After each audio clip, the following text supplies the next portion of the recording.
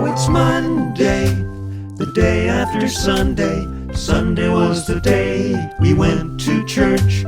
Monday is the day we are the church. It's Monday, the day after Sunday. So this Sunday we talked about what is your foundation in your life. What values do you have that turn into responses and actions and attitudes that you have every day? And we did it in a fun way about talking about cliches that we have grown up with and how those cliches actually reflect kind of that attitude or values that we live out, good and bad. And one of the things that we really wanted to emphasize, or I wanted to emphasize, was what are the values of your faith?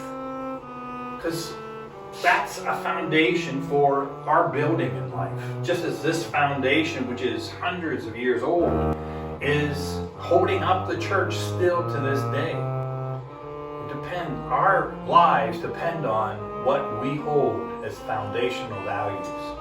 And we talked about Micah and what he was saying to his people. We also referred back to how Jesus oftentimes, what he is saying in his stories are foundational values of faith.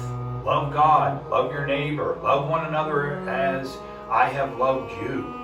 Those kind of statements. And we'll talk about one more today. But the question remains about your foundation. What condition is your foundation? I mean, pretty much this wall is pretty solid. Now there are some soft spots here that we might want to consider how they are holding up the building. For the most part, this foundation is holding up this building because it has been built well. And when we think about our own personal foundation, we have to remember that, it's not big and complicated stuff. These are just ordinary stones and some mortar in between it. These may be stones that, they found in the river or something. These are ordinary stuff. These aren't meant to be seen, but they are meant to hold up a building. And same thing with our own values. They need to be basic, down-to-earth ideas and understandings. Reminds me of a story that a pastor once told about. One time he was staying for a conference in a hotel, and while he was in his hotel room, he heard the guy next door playing the cello. And throughout the day, and this guy came in and out of his hotel room multiple times, that cello player was playing the scales. He was not playing Beethoven or Mozart or any of those great classics. He was just playing the scales over and over and over again. And the pastor, through talking to some people, realized that that's what great musicians do.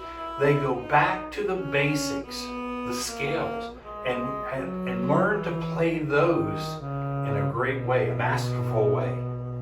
And by doing that, then they can move on to music and know that they are able to get the right tone and right inflection in the music because they have worked on the basics, their foundation, the scale. Something very simple. Pastor's pet peeve. Okay, so this week's pet peeve is not a pastor's pet peeve per se, but it's a personal pet peeve.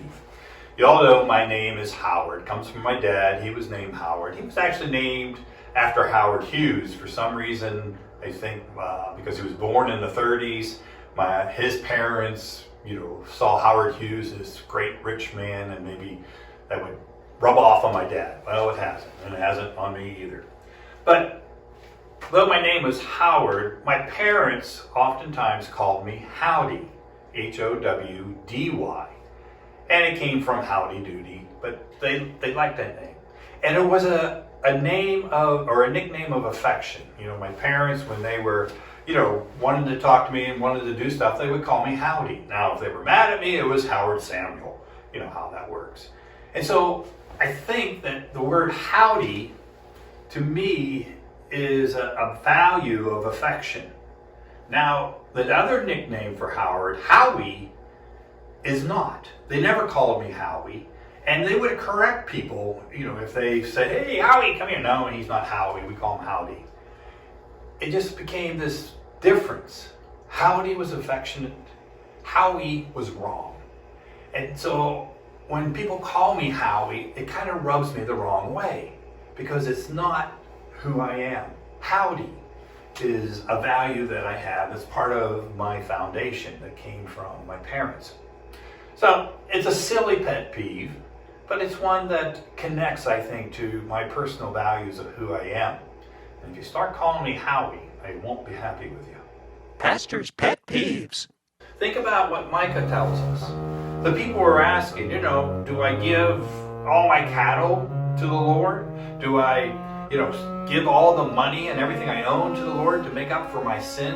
Do I even give up my family in order to be righteous before the Lord? And Micah says, no. God wants you to act justly, to love mercy, and walk humbly before the Lord. That's pretty basic, pretty simple stuff. Almost to the point where you're like, I'm not worried about that. I want to do something big. Even Jesus talked about this in Matthew 6:33. He said, seek first God's kingdom and righteousness, and all this other stuff in our lives will come to us. Now, we might think, because of the context of what he was preaching about, that he was talking about food and clothing and worrying about that. But really, he was talking about a foundational value there, about worry. Worry comes from because we've experienced something in our lives that becomes a foundational value. Much like the teen that I talked about. He worried that he would not get enough food. So that was a foundational value. So his actions, his attitudes reflected that. And so Micah and Jesus are all kind of saying the same thing. Look to your foundation for those basic concepts of God's love for you and for the world. What is it that maybe you got learned in Sunday school or you hear in church, maybe things that you believe that are somewhat buried in your foundation? Bring those up. Think about that, as Micah calls. Think about, what does it mean to live justly or love mercy or walk humbly before the Lord? Because when we seek those things, everything else in our lives is part of what God calls us to be and do. If we seek his kingdom and righteousness, those are the values that make a solid foundation for everything else that we get to do in life. So I encourage you this coming week to spend some time thinking about what foundational values I have that reflect God's love, mercy, humility, God's care for us, God's kingdom, his righteousness. What are those things? They're not going to be big and complicated. They're going to be simple things like love, sacrifice, yourself, giving of yourself. Those kind of ideas. And how can you live those out in your daily life?